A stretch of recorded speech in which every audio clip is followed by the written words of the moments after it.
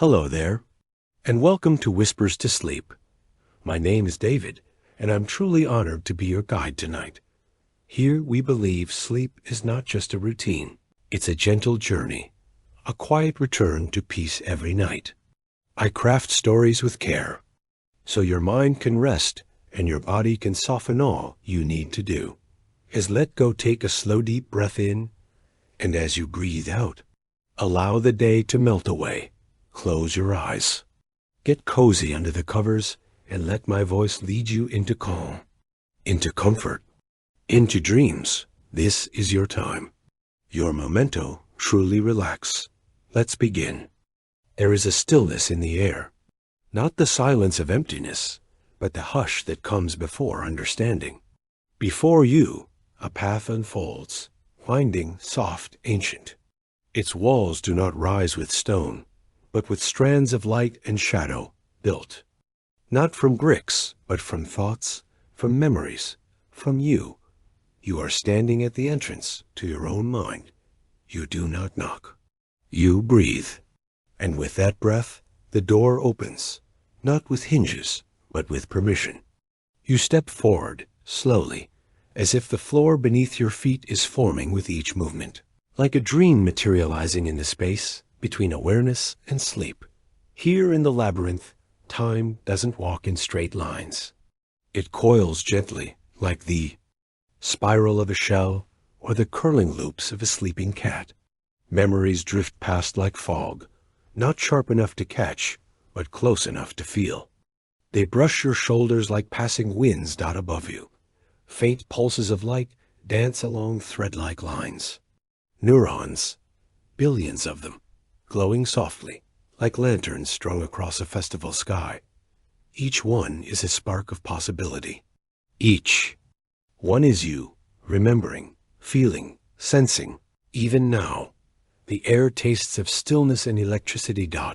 This is no place you've ever walked in the waking world, yet somehow it feels familiar.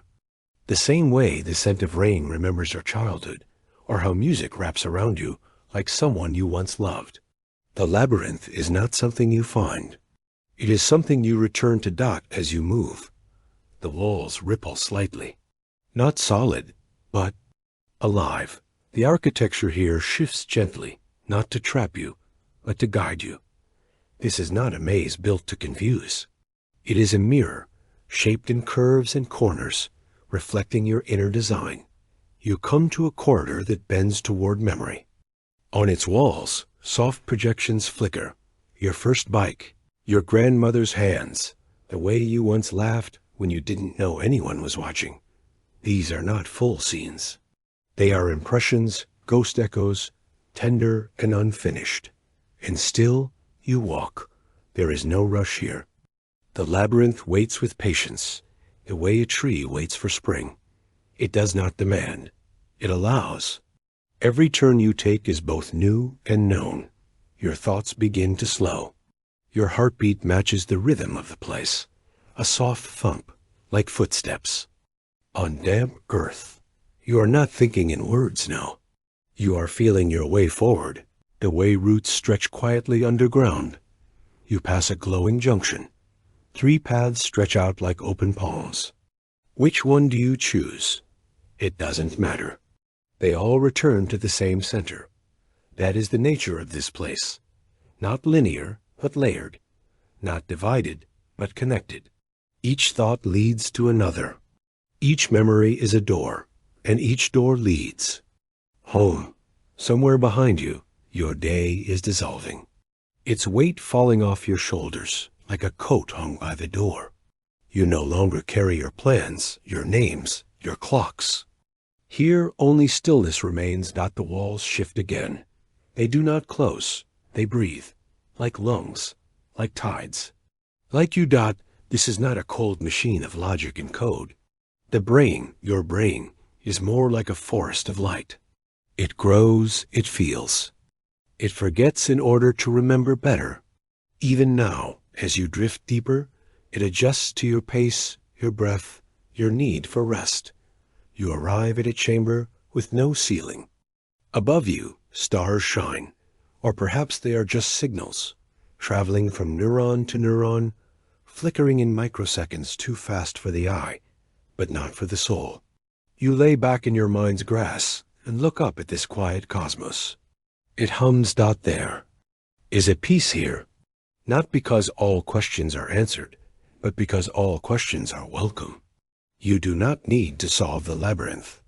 You are the labyrinth. In this moment, you begin to notice something strange, or perhaps not strange at all. The path you walk to arrive here, it seems to know you, as if it was shaped not only by biology, but by story. Your story. Every emotion, every choice, every whispered secret, they've etched their design into this place. The folds of your brain are not random. They are fingerprints of your becoming. You close your eyes, and yet you still see. Not with vision, but with knowing. You sense a new path forming just ahead, one lined with strange symbols and rhythmic patterns. It pulses with direction, like a compass made of memory. You are not lost. You are learning how to walk in the dark, and as the light shifts slightly, as if the whole labyrinth inhales, you feel the beginning of something new. A presence, not of another person, but of another layer. A deeper room. One that hums with the quiet, steady rhythm of remembering. And it is there, just around the bend, that your inner map begins to draw itself. You feel it now, the pattern beneath your steps, the silent lines drawn inside you. Somewhere, the map is forming, not on paper, but within the very folds of your mind. And just ahead, beyond this turn, the memory of direction awaits. The path beneath your feet feels different now, softer, warmer, like sand recently touched by light. You pause, noticing the faint imprint of where you've just stepped, already beginning to fade, as though the maze remembers your presence. But only gently. You walk again. Each step echoes, not with sound, but with familiarity. You've never been here before, and yet your body moves as if it knows the way. Not by sight, but by something deeper, the quiet compass that lives inside you. This is where the map begins. Not the kind drawn with ink or folded into leather pockets, but the kind shaped by experience, etched into the folds of your brain. You have entered the domain of the hippocampus, the mapmaker of memory. It does not look like a mapmaker. It looks like a seahorse, curled in thought, deep in the center of your brain. But its role is ancient and vital. It is the keeper of places, the writer of paths, the architect of how you remember where you've been. Here, every corner of the labyrinth is tagged not by signs, but by feeling. The way a hallway curves, how the air cools as you turn, how light shifts through the neural sky, all of it becomes a trail. You don't realize you're following. The hippocampus is always watching, not with eyes, but with awareness. It notes where you begin, where you pause, where you hesitate. And over time, it builds a map that is uniquely yours, a reflection of how you move through the world. You stop beside a wall that seems to breathe softly, like a lung in slumber. As you touch it, flashes flicker behind your eyes. A childhood kitchen, the walk to school, the face of someone long ago. These memories are tied to place. The hippocampus doesn't just store facts. It stores where those facts happened, and how they felt when they arrived. Imagine your memories as trails in a forest. Each one walked enough times becomes a path. Some fade, overgrown with forgetfulness. Others deepen, worn smooth by revisits, reinforced by dreams, by retellings. By touch. Your hippocampus draws these trails not in lines, but in rhythms. Each time you recall the moment, it is slightly different. Memory isn't a photograph. It is a living sketch, changing gently as you change. This is why the labyrinth feels both strange and familiar. You've walked parts of it in your dreams. You've stumbled into its rooms in moments of déjà vu. You've imagined its doorways while trying to remember where you left your keys. It is a maze that shifts with your attention. It adapts to your story. As you walk, you begin to notice glowing markers embedded in the walls, shimmering lights pulsing softly.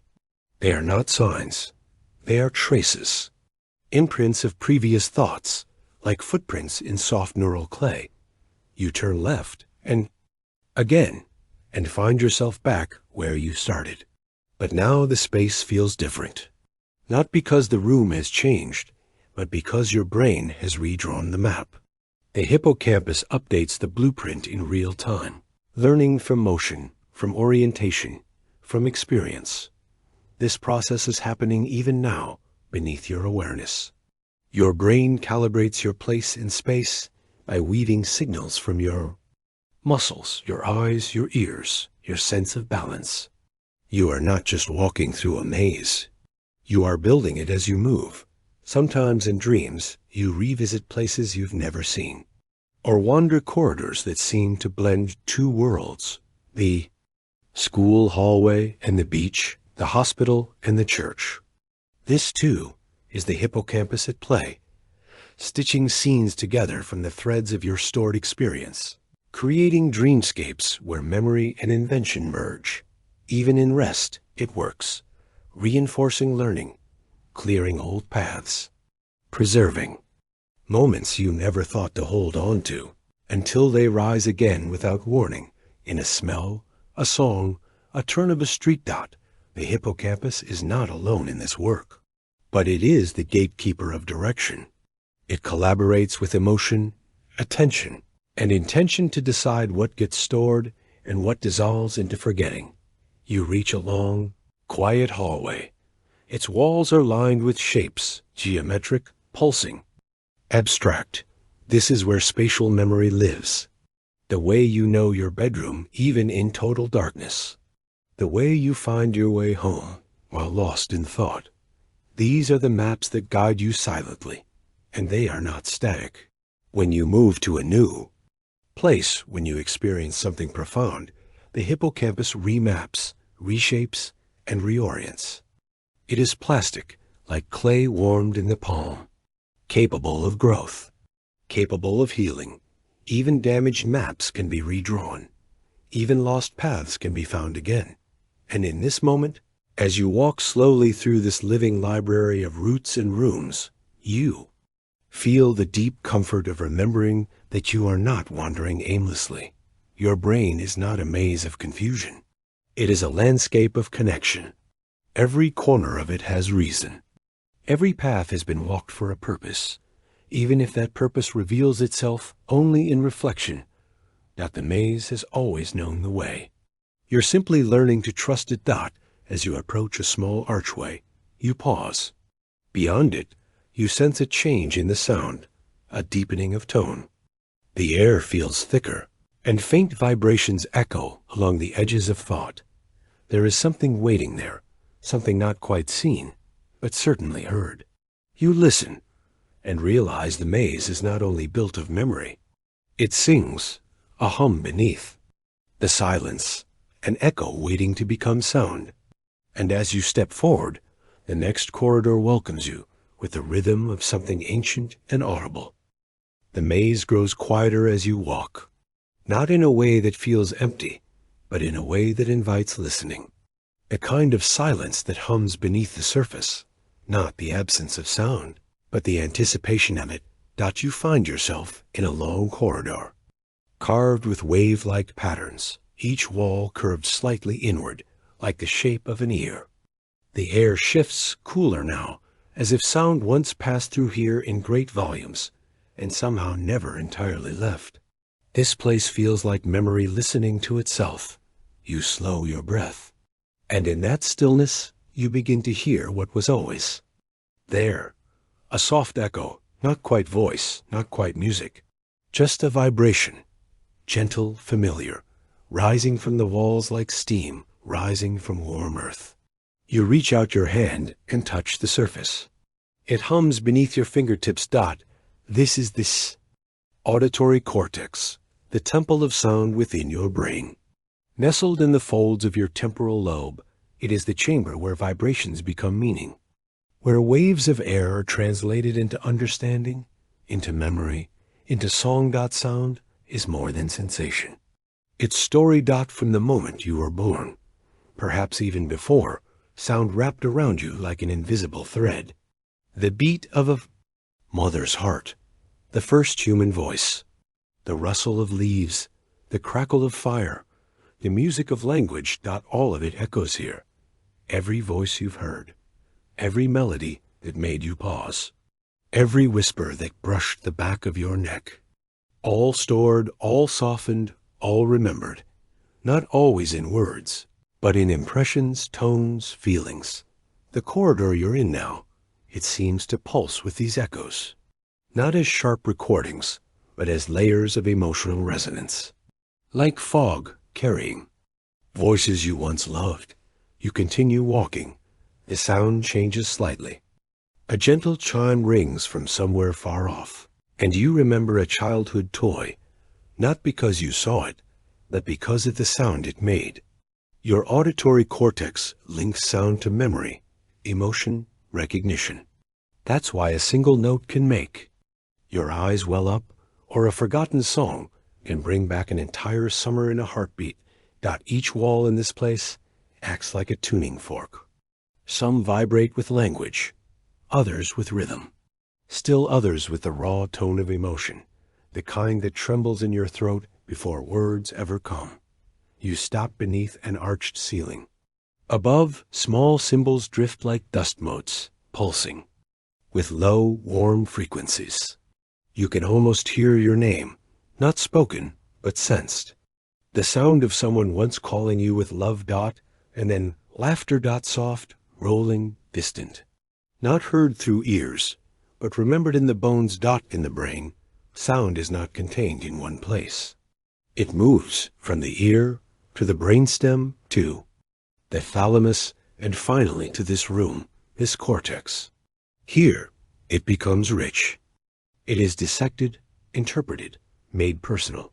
You hear a low hum beneath it all, steady, rhythm-like, the heartbeat of the labyrinth.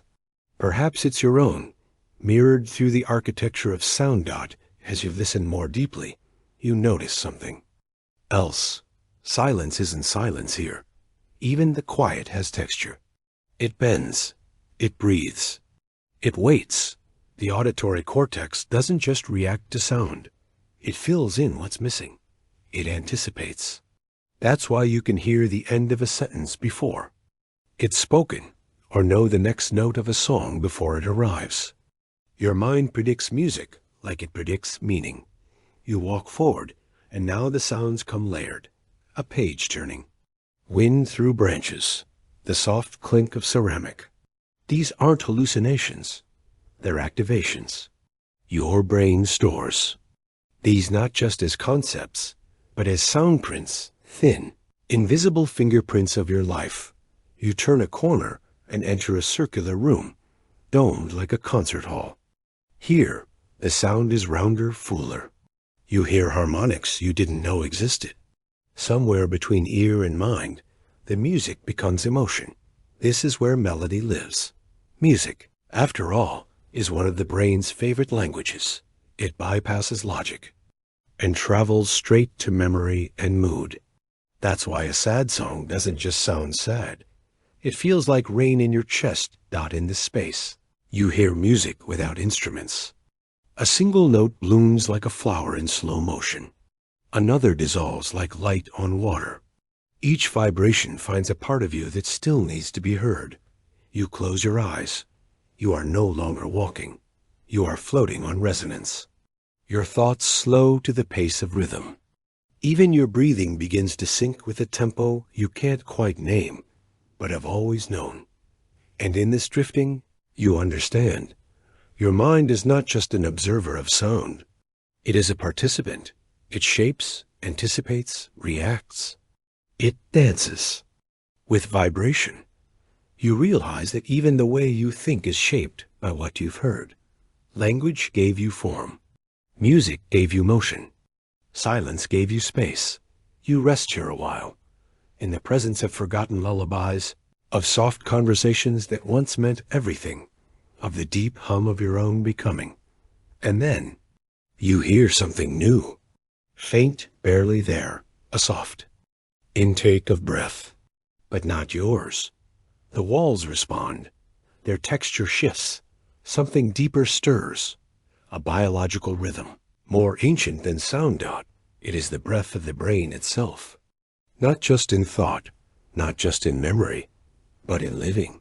You feel it in the air now, not vibration, but movement. A quiet inhale behind the silence, as if the maze itself is alive. And with your next step, you follow that breath into a place where the walls do not echo. They breathe. You walk deeper into the maze, and something changes. The air becomes warmer, rounder, as if wrapped in breath. The light no longer flickers, but flows. A gentle glow that pulses in slow waves along the curved corridors. And the walls, they no longer stand still. They move, subtly, rhythmically. Not like stone, but like lungs. Not like barriers, but like bodies at rest. You pause, placing your hand upon one wall. It yields ever so slightly, like moss beneath the palm or a warm animal rising with sleep. You can feel a gentle hum behind it. Not sound, not exactly, but vibration, as if the maze itself is exhaling, and then it hits you. This place is alive, not alive in the way a creature is, but in the way a forest breathes. A tide returns. A body heals itself in silence. The structure around you is not just neurons. It's supported, cared for, kept in balance by something softer. And just as essential glial cells, their name means glue, but that word hardly holds the truth. They do not merely stick things together. They guide, they clean, they nourish. They are the unsung gardeners of your inner world, where neurons fire like lightning bolts across the sky. Glial cells are the quiet earth beneath, rich, steady, nourishing the storm. As you walk, you begin to notice them, not as shapes, but as sensations. A warm spot here, where information is gently escorted. A cool breeze there, where debris is swept away like fallen leaves. These cells don't shout. They whisper, and their whispers keep the whole maze in harmony. You enter a round chamber where the light is especially soft. Here, the walls pulse slowly with a quiet rhythm, glowing gently as if asleep. This, you realize, is the resting place of astrocytes, star-shaped glial cells that cradle neurons with tender precision. They guide signals, clear toxins, and regulate the chemistry of thought. They do not speak in sparks, but in presence. Like hands that never touch, yet always support. One astrocyte reaches toward another, not with urgency, but with knowing. They pass calcium signals between them, like messages in a secret language, not to be understood, but felt. You watch as the communication flows from one part of the room to another. It's slower than neuron fire, but slower does not mean less. It means thoughtful, sustained, purposeful. Farther along, you enter a narrower corridor. Here, the hum deepens, denser, protective. This is the home of microglia, the brain's gentle defenders. When injury or infection threatens, they rise. Not with violence, but with vigilance. They transform, respond, restore. They are peacekeepers. And even now, as you sleep, as you drift into this soft world of science and self, they are at work, cleaning, guarding, tending to you like quiet stewards. There is no applause for them. But there is balance. You feel it in your bones. The maze would fall without them.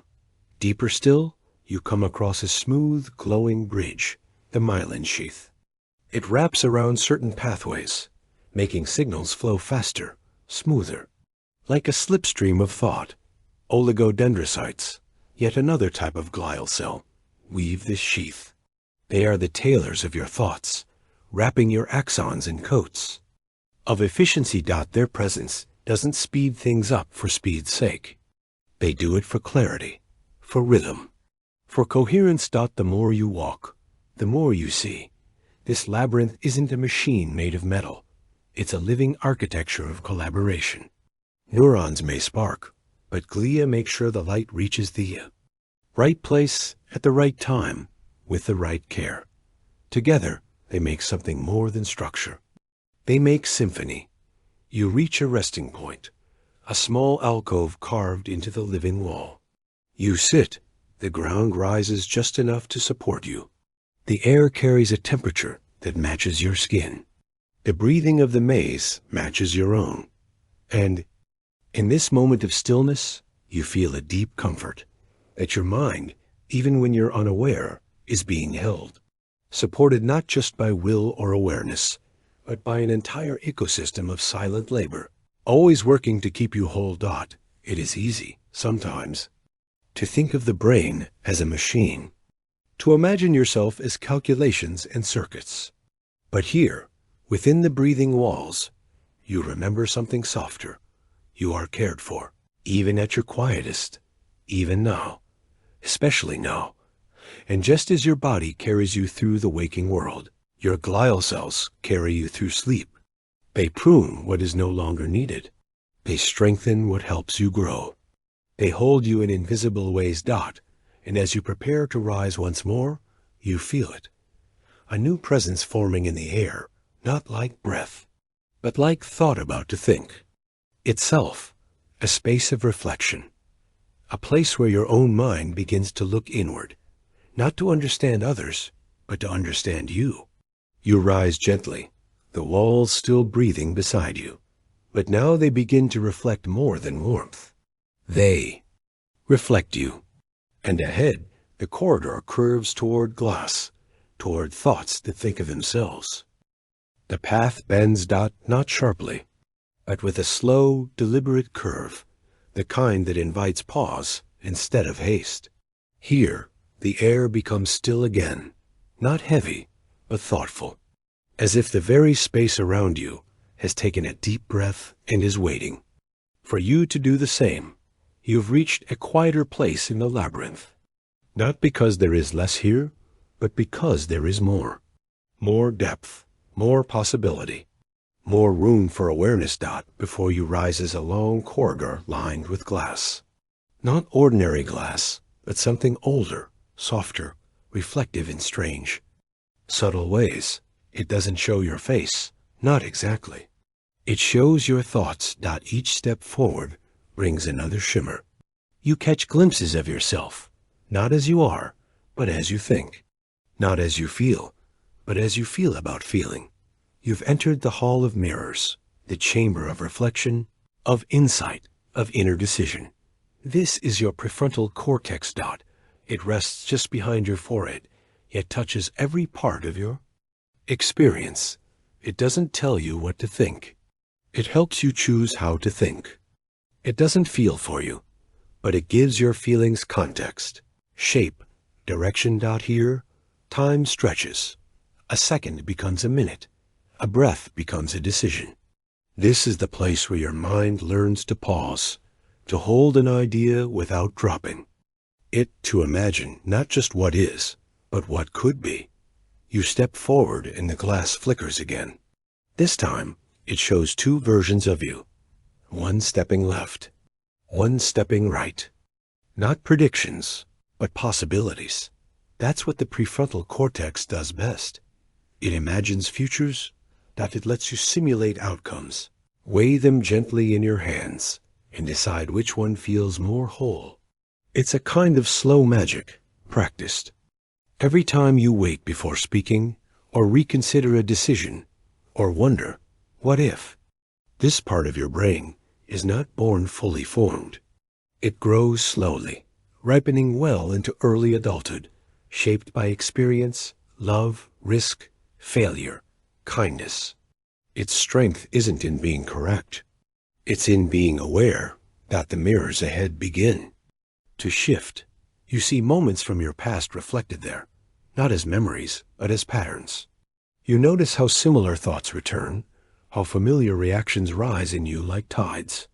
This is metacognition thinking about thinking. You begin to understand your own habits, how you respond to fear, how you plan under pressure, how you judge yourself, how you forgive, and in understanding, something softens. You do not need to be perfect here, only present, only curious. You step into a circular chamber now, surrounded by reflections on all sides. But none of them compete. They shimmer gently, like quiet companions offering questions instead of answers. This is the place of emotional regulation, where the heat of impulse meets the cool of reflection, where you learn not to suppress feeling, but to hold it carefully, to know it without becoming it. The prefrontal cortex helps you recognize that anger doesn't always need action, that sadness can sit with you without drowning you, that joy can be savored longer when it's noticed fully. You reach for one mirror, and it ripples beneath your hand.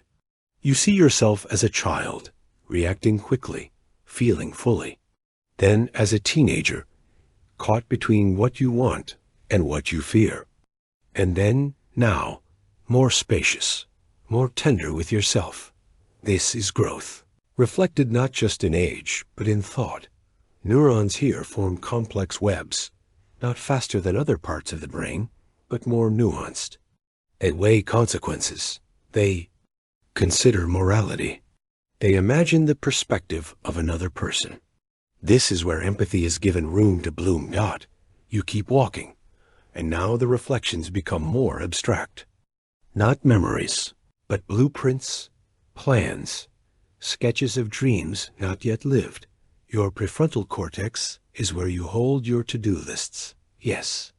But also your why is the part of you that says, I want to become more patient. I hope to learn this skill.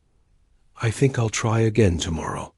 It's the part that builds bridges between who you are and who you might be. In a quiet alcove, you find a single glowing window, pulsing gently. It doesn't reflect anything. It simply glows. You sit before it and notice.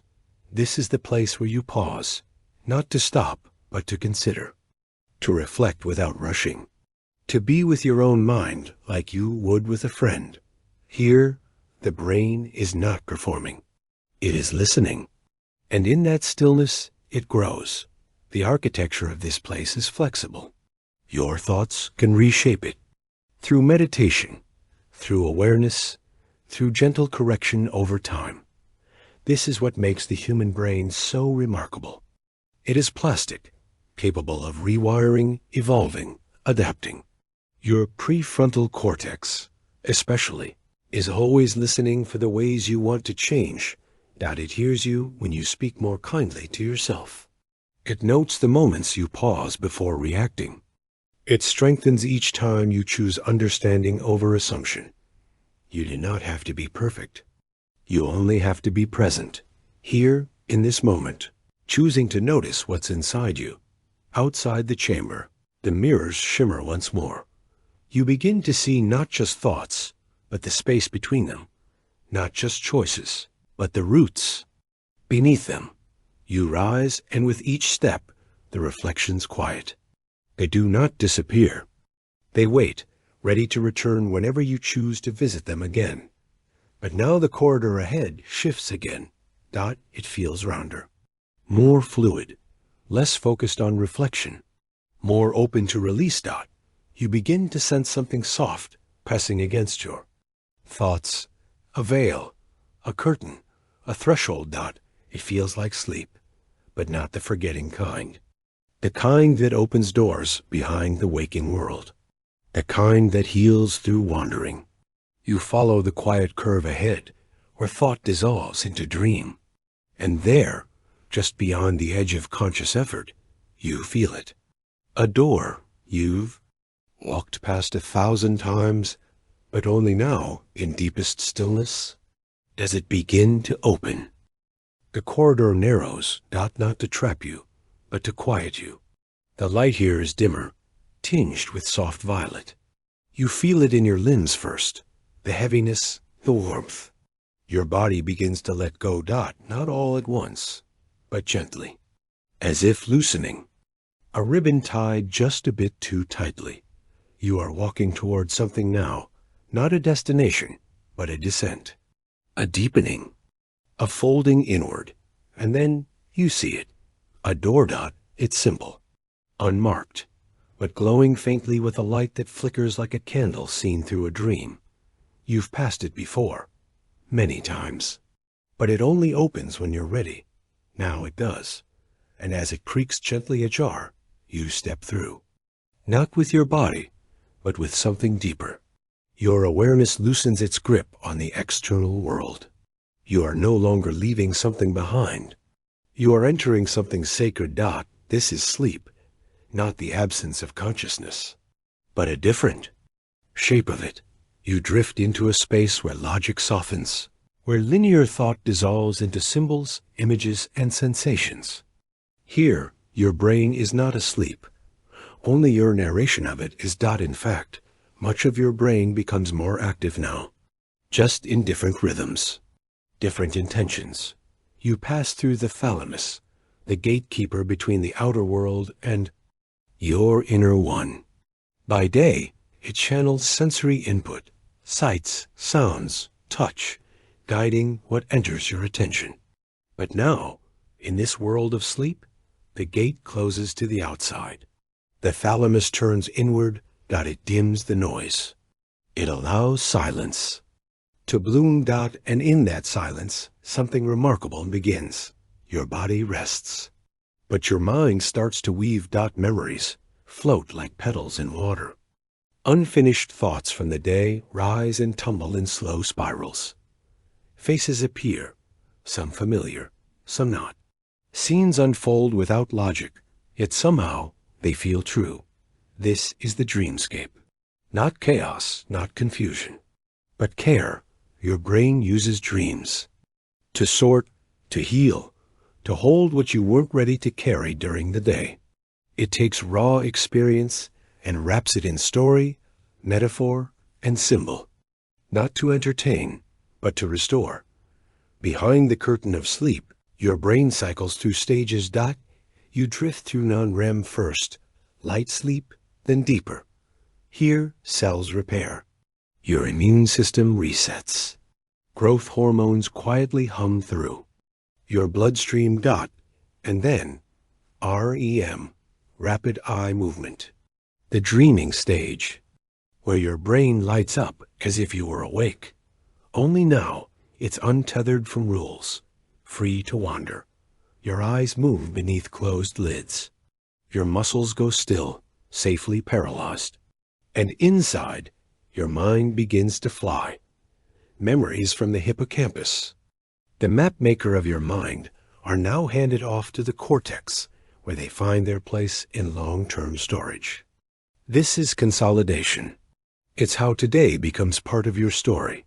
The emotional weight of your experiences is processed too. Hard moments soften. Complex feelings untangle. What once felt too much begins to lighten. In your dream, you're walking again, but the maze is stranger now. Time folds in on itself. The walls shift like fabric. You are dreaming. But dreaming is not drifting. It is your brain reorganizing its house. Even nightmares have their role. They bring forward fears so they can be understood, faced, softened. You do not dream to scare yourself. You dream to integrate what you've lived. And yet, dreams are not always meant to be remembered. Only their work remains. You wake changed, even if you cannot say how. You continue floating now. The deeper parts of your brain, the brainstem, the hypothalamus, orchestrate your sleep cycles. They regulate temperature, breathing, hormonal. Balance. All without effort. All in perfect rhythm. The pineal gland releases melatonin, bathing your mind in stillness. It doesn't knock you out. It invites you inward. And in this inner place, you are more than asleep. You are whole. You rest in a state where the self becomes less distinct, where boundaries soften, where thoughts become sensations, where the mind tends to itself, Each cycle of sleep, about 90 minutes, brings a different gift. Deep sleep for healing, REM for processing, light sleep for transition, and through the night, these cycles repeat like waves, coming and going, carrying you farther from waking, and then gently back. Your heart slows, your breath deepens, even your brain waves change, slowing from beta to alpha to theta, and finally to delta. Each stage a stair deeper into rest. The labyrinth now feels fluid, as if made of mist and memory. You are no longer walking through it.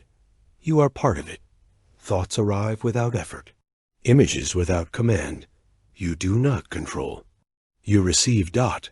And in this place, you understand something without words. That rest is not retreat. It is return to your inner center, to your biology's wisdom, to your mind's own medicine. You are not doing nothing in sleep. You are doing everything. You cannot do while awake. Healing, rebalancing, becoming dot. You linger in this knowing, not needing to name it, only to trust it. And just as you begin to float upward again, toward lighter sleep, toward the curve of waking, you sense something changing. A faint glimmer in the maze. Not a door this time, but a space. A place without walls. A place where the edges of self dissolve. You drift toward the soft space where your body ends and the world begins. Where sensation floats free from boundary. And in the quiet, formless moment before thought returns, you arrive in a place without edges. You drift now. The maze around you seems less solid than before. Less corridor, more current. Walls melt into mist. Floors feel more like water than stone. Your body is still here, but its edges begin to blur, and it's not frightening. It's freeing dot. You reach your hand outward, expecting a surface. Instead, you meet resistance, not hard, not soft, just a suggestion of space. A presence where a wall might be. You press again. Nothing pushes back. Only stillness responds. Entered a place without edges. Not because the world has disappeared, but because your mind has shifted the way it draws the line between you and everything else. Dot. This is the realm of the parietal lobe, an area of your brain where sensation becomes structure, where your body is mapped and your position in space becomes clear. But here, clarity doesn't come from sight or touch. It comes from presence. The parietal lobe sits behind the frontal regions of your brain, quietly processing the orientation of your body, coordinating motion and sensation, helping you distinguish where you are in relation to the world around. You dot. It does this constantly. Even now, even here. Dot integrates signals from your skin, your joints, your eyes, your ears. It gathers the whispers of nerves and turns them into balance, into understanding, into movement that feels right. But now, in this quiet, dreamlike state, the rules loosen. Your body no longer needs the sharp distinctions of waking life. No longer must you defend the line between self and other. You are safe. So your edges soften, and your parietal lobe allows it. Dot. This is why, in dreams, you can fly. Why you become someone else. Why you melt into music or dissolve into the ocean and still feel whole. Dot. It is not delusion. It is openness. It is perception untethered from requirement. You float a little further. The air is weightless. Or perhaps you are. It's hard to tell now, not because your senses are failing, but because they are. Adapting to a deeper kind of navigation. Dot. Here, space is a suggestion. You no longer need your eyes to see where you are. You feel it. You sense distance not in feet or meters, but in energy, temperature, pressure. Your brain, this miraculous organ, creates a body map. A phantom you, updated every second with input from within and without. The parietal lobe uses this map to help you move through space, to reach for a glass in the dark, to catch your balance when you slip, but it can also let that nap float. It can let you become larger than your form. That's why moments of awe feel so expansive. It's why meditation can make you feel like you are everywhere and nowhere at once. The parietal lobe quiets its boundaries. It lets the outline of I fade into the outline of all. And still, you remain. You are not lost. You are just not confined. You drift further deeper. Shapes appear, some geometric, some organic. None of them fixed. Each shifting gently as you observe them. Here, perception is not passive. It creates. What you believe you see becomes. The brain doesn't simply receive the world. It predicts it, builds it, infers and interprets and imagines. All before your conscious mind even catches up. And in this place, that truth becomes beautiful. You are not a spectator. You are a weaver.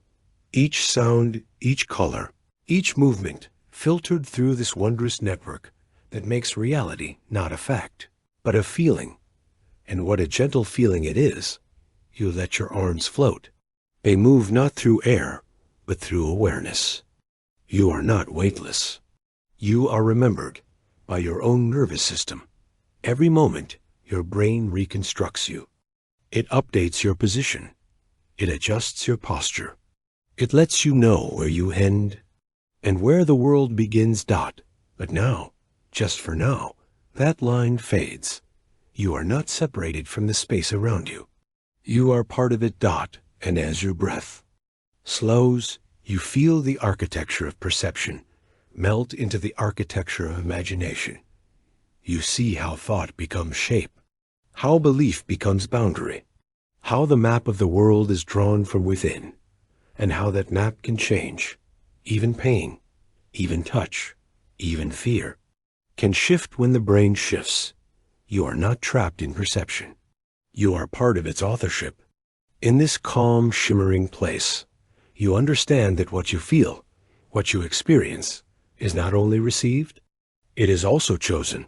Not always consciously, but deeply, quietly within. You drift again. The sensory field fades even more. Now there is only warmth, soft light, no direction, no distance, only presence. You are here, and here is everything. And just as you begin to settle fully into this borderless embrace, a faint pulse rises from below, a rhythm, a glow, a warmth that isn't sensory, but emotional. You are nearing something tender, something that flickers in your chest, a lantern of feeling. You move toward the place where emotion lives, not just in mind, but in memory, in body, in breath, toward the quiet light that flickers when you feel deeply, the lantern in your chest. You drift lower now, not in descent, but in depth.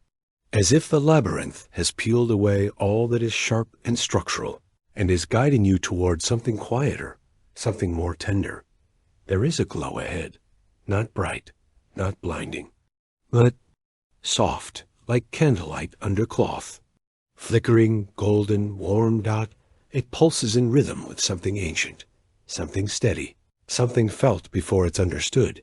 You place your hand over your chest, and there it is again. Not just your heartbeat, but the lantern. The feeling center, the emotional hearth, the place where your mind meets meaning. Here, in the quiet chamber of self, the walls no longer think, they feel. You've arrived at the emotional brain, the amygdala, two almond-shaped structures tucked deep in the folds of the temporal lobe, small in size, immense in impact. The amygdala does not speak in language. It speaks in fire and flicker, in pulses of instinct, in shivers of memory. It remembers how fear feels, how love changes the pace of your breath, how joy rises like sunlight, and sorrow lingers like fog. This is not the part of you that explains. It is the part that knows, immediately, viscerally, deeply. And beside it, around it, weaving through it, is your heart, not just a pump, not just muscle and valve, but a rhythm keeper, a mood reader, a companion to the emotional mind. Science tells us what we've long intuited. The heart and the brain are in constant conversation. The signals don't just go one way. Your heart sends messages to the brain about stress, about safety, about emotional truth. When you feel anxious, your heartbeat races. But it's more than a reaction. It's a message. And the amygdala listens. It interprets. It responds. Together. They hold your emotional memories, not as pages in a book, but as textures, tones, temperatures. You sit now in the quiet glow of this space. And one by one, emotions arrive, not to overwhelm you, just to be seen. Fear is the first to step forward. It does not roar. It kneels. It shows you an old memory, a moment when you felt unsafe. You do not turn away. You breathe, and with that breath, the glow softens. Fear becomes less sharp, less urgent. It does not vanish, but it settles. Next comes love. Unexpected, shimmering, not as a story, but as warmth. It glows through your ribs and spills into the air like perfume. The amygdala holds it close, because love, too, must be remembered. You realize now, fear and love are not opposites. They are travelers, companions, both here to keep you close to what matters. One protects. The other connects. And somewhere in their shared territory, trust blooms. Trust in yourself, in your body. In the process of feeling, you look around this inner room. It is lit by lanterns, hundreds of them, each one a memory tied to emotion. A gesture, a goodbye, a whisper before sleep, a hand held in silence. The amygdala does not care about the date or the details. It remembers the meaning. That is why a scent can undo you, why a song can lift you, why a phrase spoken softly can feel like a door opening in your chest. Emotion does not follow logic. It follows presence. And now you are present fully, softly, gently. You allow the next feeling to rise. Hesitation, it quivers like a leaf on water.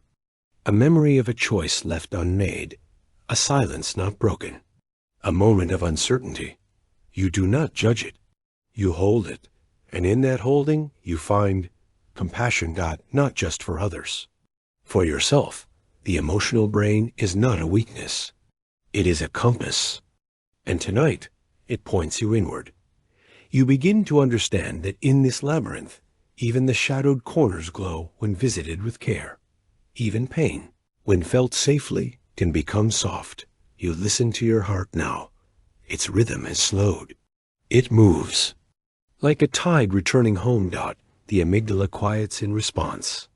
The lights in the room steady. This is coherence.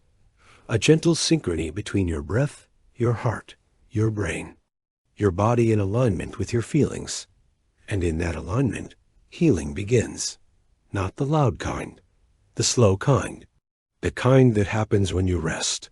You lie down now within the lantern-lit space, and the memories that once stirred now settle.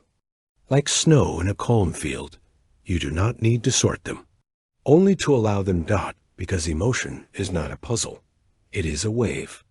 And waves are meant to move through you. As they do, your body releases its grip. Your breath deepens. Your thoughts soften. You are no longer holding on to anything.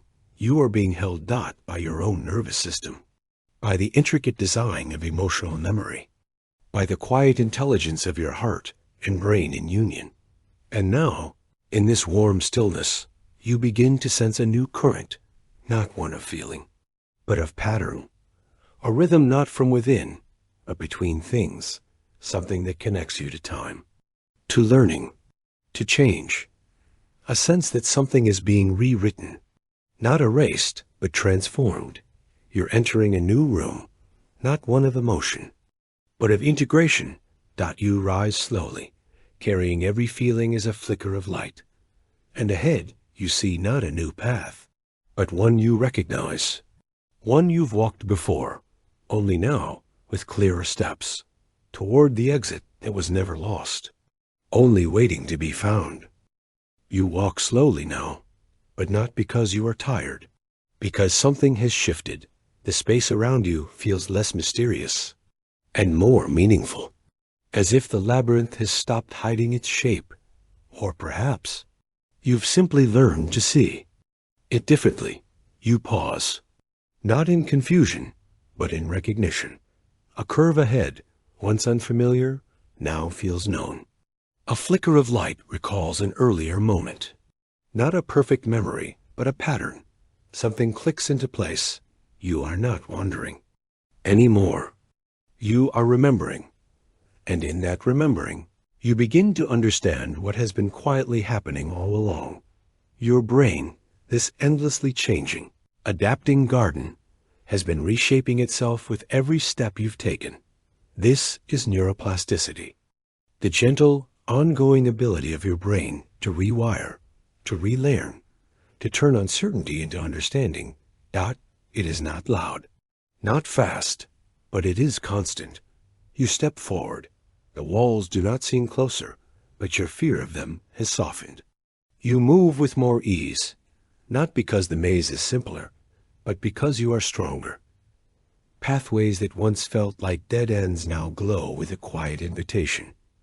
You follow one such corridor, and it leads you back, not to the beginning, but to a place you once avoided. And now, it feels safe. Your memories, your emotions, your thoughts, none of them have disappeared. But their weight has changed.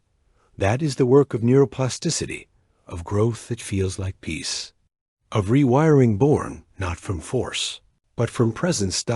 You think of how a river slowly carves through stone, how repetition and intention can shape even the most rigid places. So it is with your mind. Each moment of reflection, each breath taken in awareness, each pause before reaction, they've shaped new paths inside you. Tiny connections built from curiosity, from patience, from change. You reach a quiet clearing. In the maze, it's not a destination. It's a mirror, a pause, a space to notice how far you've come. You sit for a moment. Your breath moves in and out, like waves meeting the shore. You remember the first steps into the labyrinth. How strange it all felt. How easy it was to feel lost, to question the design of it all. But now, you see how every corner held something essential. Every turn, a lesson. Every pause, a reshaping. You did not escape the maze. You became part of it. You rise again, gently. Your steps are no longer tentative. They are steady. Not because you know the way forward, but because you no longer fear not knowing. That is the true sign of change. You smile at the walls. They do not speak, but they no longer intimidate. They feel like the lines of a story you've helped write. In this chapter of your inner journey, you begin to realize something beautiful. Your brain was never fixed. It was always becoming, always bending gently toward healing, if only given. The space. And now a door appears. Not carved, not glowing, just present. It's been there the whole time.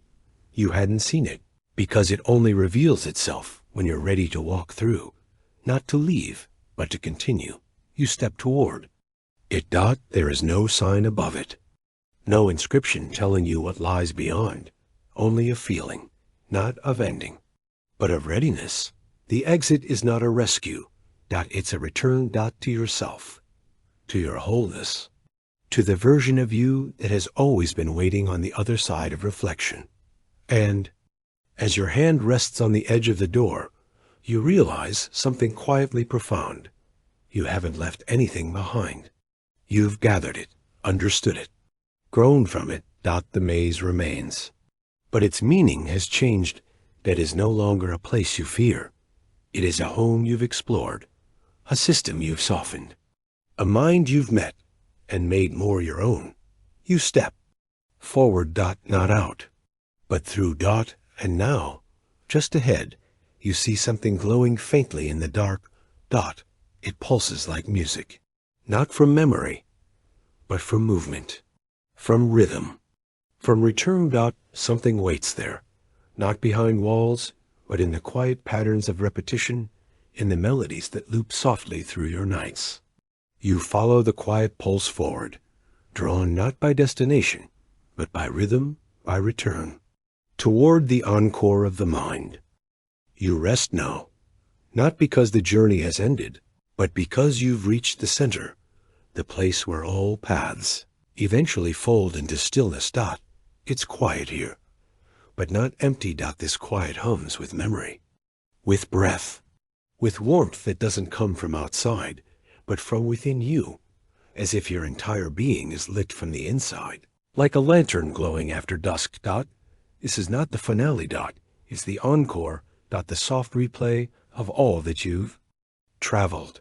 Each neuron, each dream, each pulse of understanding, rising again in gentle rhythm. You've seen the maze unfold. You've wandered through memory, stepped through emotion, and floated across sensation. But now, the brain no longer constructs a path ahead. Dot. It echoes, like a song you hum before sleep, not because you need to remember it, but because it soothes something deeper than thought. Dot. Your mind, your breath, your body, no longer separate travelers. Now they are in harmony. A single current, flowing gently toward rest. This is integration. This is how the brain weaves meaning from experience, not with words or facts, but with gentle repetition, with the music of neural connection. You lay back in the soft heart of the labyrinth. There are no more walls here, only space, only presence. Dot. And in this presence, your brain begins its encore. Dot. It plays back what it has learned, not to evaluate, but to imprint. Dot. It reactivates the paths you've walked, strengthens the ones you need, releases the ones you don't. This is memory consolidation, a quiet reweaving of experience into understanding. Dot. Your hippocampus works silently now, transferring memories to the cortex, laying down long-term traces. Like stars settling into a constellation, each repetition makes the pattern clearer. Each night of rest deepens the connection. Even now, as you drift deeper into sleep, your mind continues the work of renewal. Tiny chemical messengers dance through synapses. Cells clean and restore. Old pathways fade, and new ones find their place. Dot. A process that requires nothing from you, except rest, except trust. You feel it in your bones. The piece of neuroplasticity at work. Dot. Change without force, healing without effort. And still, something deeper moves beneath. A rhythm, a wave, not the kind you ride, but the kind you become. This is slow wave sleep, the deepest, most restorative phase. Here, the brain enters a state of low-frequency rhythm, like the soft thrum of ocean tides beneath moonlight. Dot. Your breathing sinks, your heart slows. Your consciousness drifts to the edge of the map. Dot. And in that edge space, your brain becomes most free, not alert, but alive. Dot. Not thinking, but becoming. The encore is not a performance. It's a remembering, not just of knowledge, but of you, of your capacity for reflection, for softness, for change. Dot. As your mind reviews its pathways, it also replays the emotional notes, the way a moment felt, not just what it meant. The amygdala, too, whispers through the encore, not with fear, but with balance. You sense this as a warmth in the chest, a gentle lifting in the breath. Your feelings are being woven back in, not as sharp points, but as softened threads. This is how healing happens. Not all at once, but with each pass through the loop, each slow replay of experience filtered through new understanding. You are not the same as when the journey began. The labyrinth hasn't changed. You have. You've seen yourself in mirrors of thought, reflected in echoes, held in emotion, and carried by breath.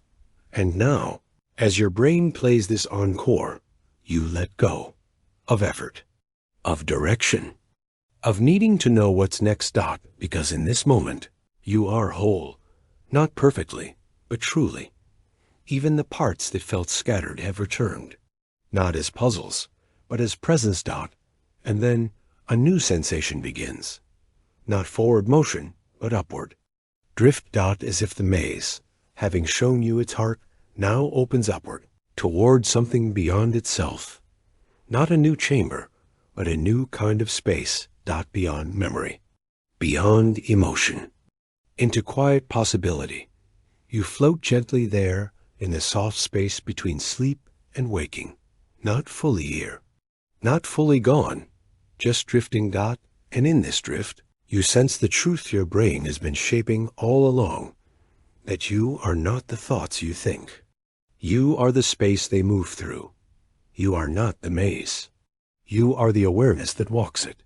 You breathe, not to do, not to try, just to feel yourself present in the warm echo of your own mind.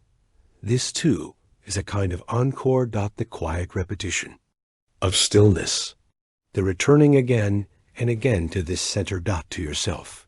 You rest, not because you finished, but because you've arrived. And in this arrival, you realize something gentle and infinite. Another door will open. Not tonight, not now. But soon, because the mind is never truly finished with wonder. It only pauses to listen more deeply. And as the labyrinth quiets around you, you feel its rhythm still playing. A lullaby made of thought, woven through your breath, whispering softly. You are ready to dream again. And now, as our story gently fades, I want to thank you from the bottom of my heart for spending this moment with me. Your presence here means the world, and your support helps me create even more peaceful journeys. Just for you. If this helped you rest, please consider liking, subscribing, or simply coming back tomorrow night. Until then, stay cozy, stay kind, and may your dreams tonight be soft, serene, and full of wonder. Good night, my friend. With warmth, David.